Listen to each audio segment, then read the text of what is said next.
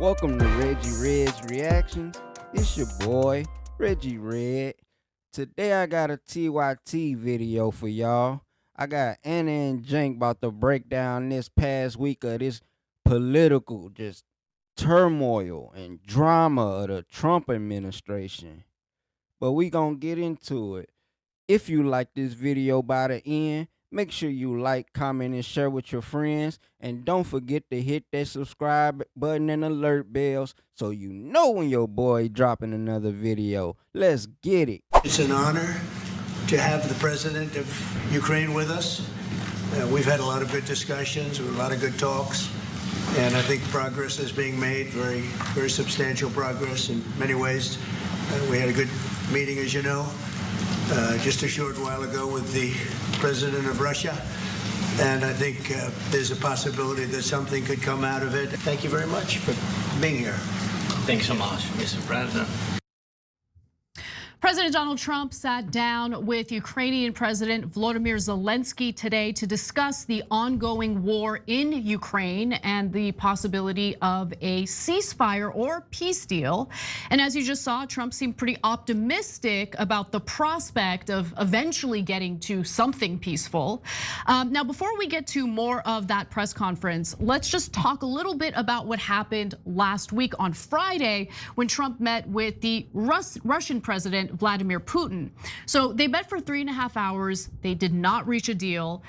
Ukraine wants something different from Russia. Russia insists on a peace deal. So really an end to this war, a final solution to this war. Whereas Volodymyr Zelensky and Ukraine want a ceasefire. They're two different things. Now, Putin does not want a ceasefire because he views it as like a pause in fighting so Ukraine can just, rearm and prepare itself to engage again. And when it comes to Ukraine, there are a lot of sticking points when it comes to a peace deal because they don't really want to give up territory, even though it's very likely they will have to. Now, Trump was criticized for the optics of the event with Vladimir Putin because of the fact that he rolled out a red carpet, he clapped when Putin arrived, and he let Putin speak first during their joint press conference. I personally think that's nonsense. I'm not really buying into, it's bad optics. I think it is a good thing that Trump is trying to end this war. So I want to be clear about that. But here's what upsets so many people. I'm absorbed by this visual of the red carpet being rolled out for Vladimir Putin, and in 123 other countries, signatories of the International Criminal Court Convention, this man would be arrested as soon as he lands. Here, he's being welcomed for a conversation. So the expectations are pretty high for that gift ready to Vladimir Putin.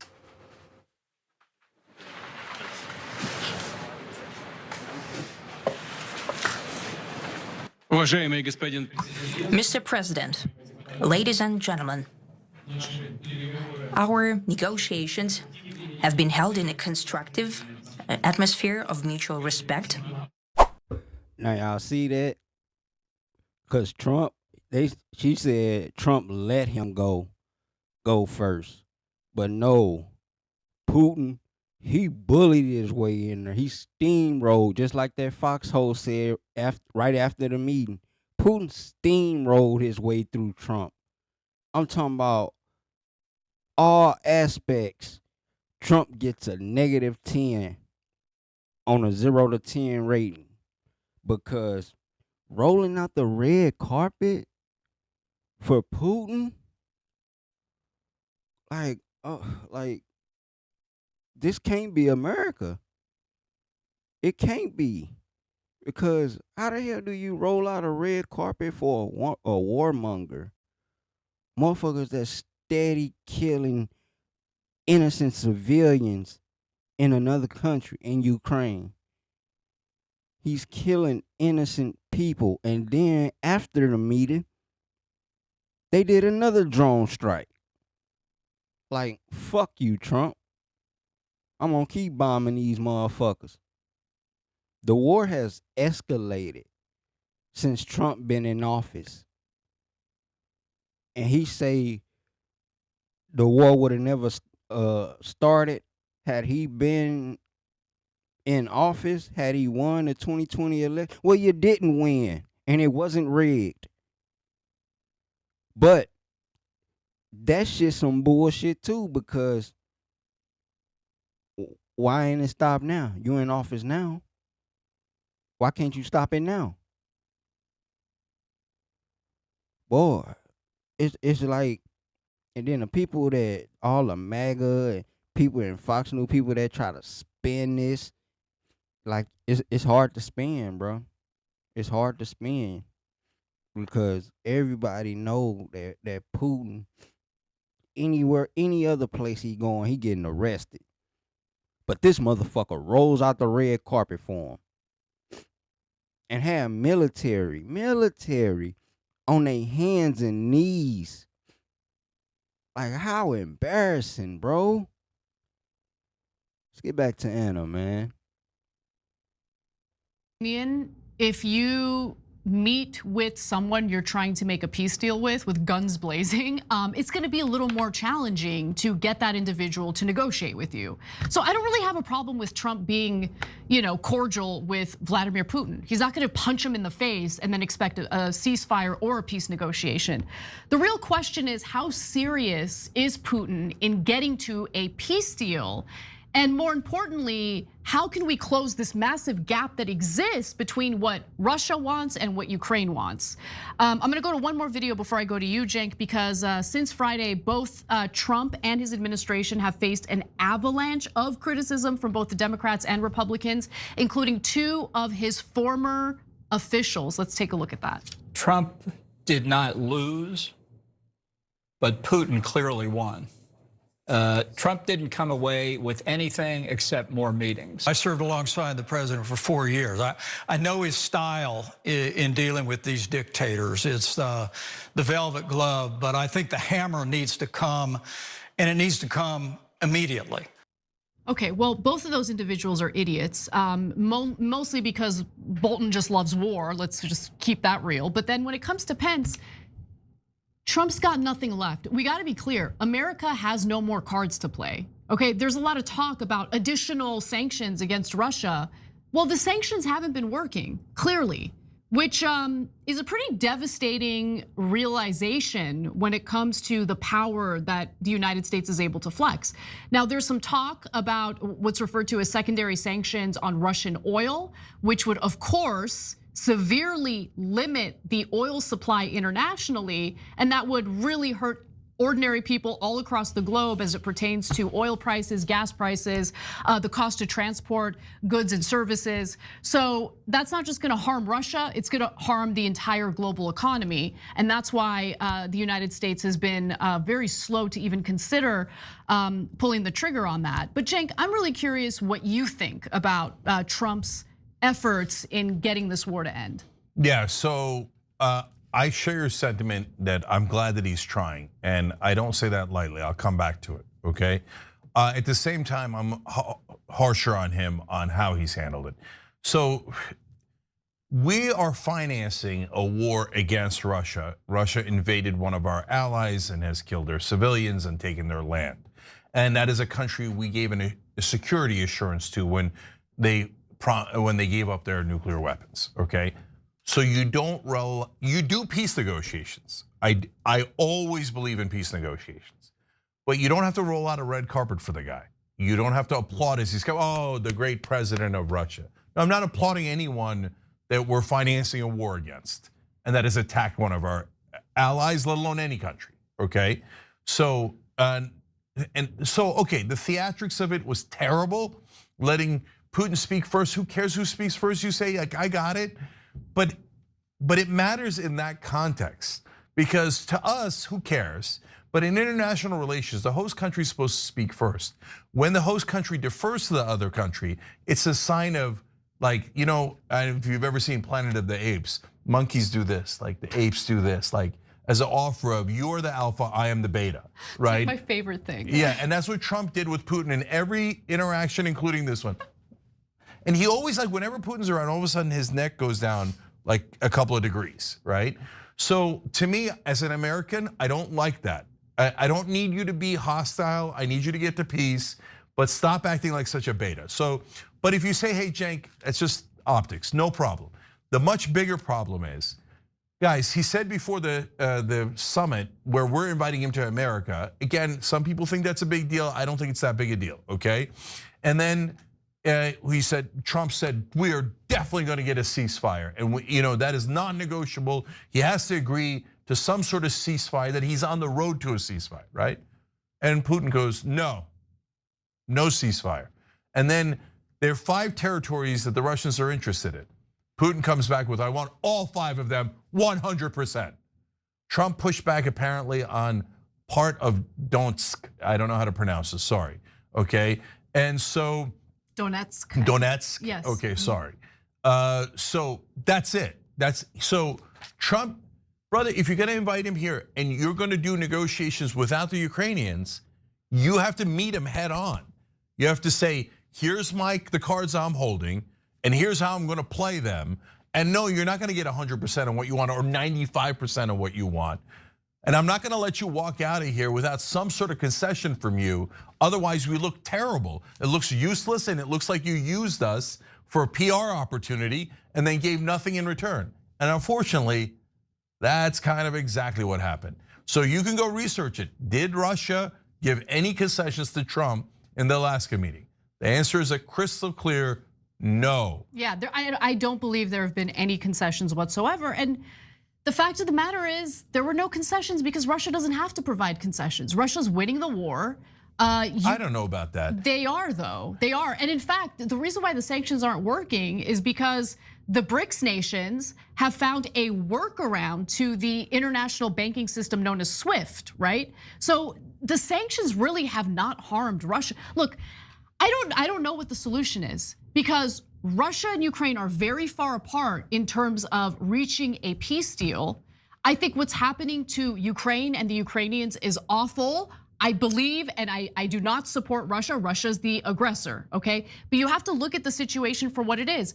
I wish when Russia was backed into a corner early on in this war, the West didn't discourage Zelensky and Putin from negotiating in a peace deal.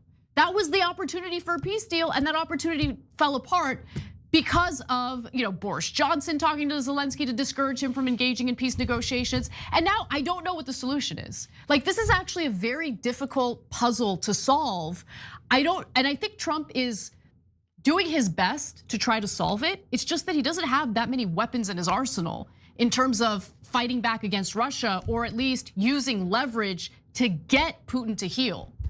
Yeah, well, he's choosing not to use some of them. Like what? Okay, so I'm going to tell you. So first of all, in terms of who deserves blame, so it drives me crazy when there's 2 sides and they have no nuance at all. Oh, America and the West is to blame because we pushed NATO to Russia's borders, and the poor Russians had no choice but to invade a foreign country, okay, and take their land. No, yes, we do have some responsibility for that, no question. Is it purely our fault? Are you crazy? No, Russia invaded Ukraine, took their land. Well, if they were just concerned about, hey, we don't want NATO next to us, why are they continuing to take land and kill civilians, right? So are the Russians also to blame? Yes, of course. The majority of the blame goes to the Russian government, not the people, the Russian government, okay? Although, like Israel, you look at the polling in Russia, and they're like, keep slaughtering the Ukrainians. That one also polls at around 80%. So, okay, so it's deeply frustrating when these different countries get into a certain culture where the other guys are not human and you could just murder them ad nauseum, right? Okay, so both sides are to blame, Russia's to blame more. Okay, but let's get productive. What can we do about it? That talk of the sanctions is super important because the sanctions could work in a country like Russia if you heard enough of the oligarchs, because it's not purely a dictatorship, it's almost a dictatorship with Putin at the top, but there's still business interests that could push Putin. But now they've been shredded for one, because the BRICS are moving around it, meaning all these other countries, China, India, they're not listening to the sanctions. No, they're not. Right, and that encourages the Russians to go further. But the second problem, let's keep it real, is crypto. So now you can just move anything through crypto. So now the Russians are laughing their ass off. They're like, what sanctions, right? No, it's true, yeah. Like, if you could do real sanctions on the Russian oligarchs, I mean, remember when we took their yachts and they squealed? And that was in the beginning, they were squealing super hard. They're like, no, our beloved yachts, okay? If you took their actual money, which we're obviously not doing, right? But Trump doesn't want to do that for a couple of reasons. Well, I get it, but these are the cards he's not playing. One is if you do real sanctions on their oil, that's where they get the great majority of their money. Without the oil money, the Russians are screwed. But he doesn't want to do that. Trump doesn't want to do that because he's worried that gas prices will go up. And if gas prices go up, that hurts his polling. Yeah, and it hurts us too. Like it hurts. And it hurts us. Okay, I got you, but then we're not using our cards. So we can't say we're doing everything. We're not doing anything. In fact, I don't know what we're doing to hurt the Russians. Like I don't want to hurt the Russians gratuitously, but to provide leverage so that we can end the war, right? Not to keep hurt Russia for Russia's sake. All right, last thing is, and I know this will drive the Democrats crazy, but sorry, brothers and sisters, I saw Biden, I saw Trump. Biden did nothing to get to peace, nothing. He was like, oh, more weapons, spend American taxpayer dollars. Hurt the Russian military by weakening it, make sure they're distracted over there while Israel topples Assad and the Iranian military and does whatever they want in the Middle East. Biden's like, this is all wins. He did nothing for peace. Biden was the worst when it came to handling this war, especially in the beginning when there was an opportunity for peace. Remember, I mean, look, weakening Russia by dragging out the war and having Russia expend its military capability is good news for a country that might want to do a regime change war in Iran, right? I mean, I don't think that was the main reason for why Zelensky was discouraged from engaging in peace negotiations, but I do think it's a factor. It's definitely a factor. When the Israelis give orders, that's very, Americans, presidents follow them. Anyway, so in this case, the one thing I genuinely give Trump credit for, as he's bungling it in every way and asking for the rare earth minerals for us, that further complicated things. Yeah, it's not for us, it's for American companies and Tesla and stuff like that, right? So that needlessly complicated things. But for as badly as he's bungled it, he's at least trying, and you could all see him trying, right? And you could say, hey, well, that's for not a noble purpose, but for a Nobel purpose. And he wants to win the Nobel Peace Prize. Who cares? Good, I'm glad he wants to win it. If he can end the war in Ukraine and the war in Gaza, I mean, look, he gets a two-state solution. I don't care what anybody says about Trump. Okay, that will make him historic. He will definitely earn the Nobel Peace Prize if he does that. But those are giant ifs. No, right now, he's done nothing to oppose Israel. Nope. Now, see, this the one thing I like about like independent podcasters who are independent. They not on the left, they not on the right, they not Democrat, they not Republican. But TYT, Cenk and Ana, you can still tell they lean towards the liberal side, but at the same time they criticize both sides, and that's the only way to get an objective opinion about all of this. I see too much hypocritical shit going on when a person trying to defend their party, and it goes on both sides. Like I lean a little left, but I'm independent too. Like I criticize the shit out of Democrats, Republicans, whoever, but I do lean towards the liberal side at the same time. But that's how they do it though. Being an independent, you can look things like square in the eye. Like you can call balls and strikes where you see them. Everybody's a little biased. Everybody gonna have their little biases. That's life. But at the same time, when you start going against your moral character and the things that you like live for and embody, you going against that for a party. It's like I don't get that. I don't get it. Yep. That was just my little thoughts though, man. Check me out, like, comment, subscribe. Let me know how I'm doing. I take all kind of criticism. Fuck with your boy. Let's run this channel up. I'ma holler at y'all. Peace.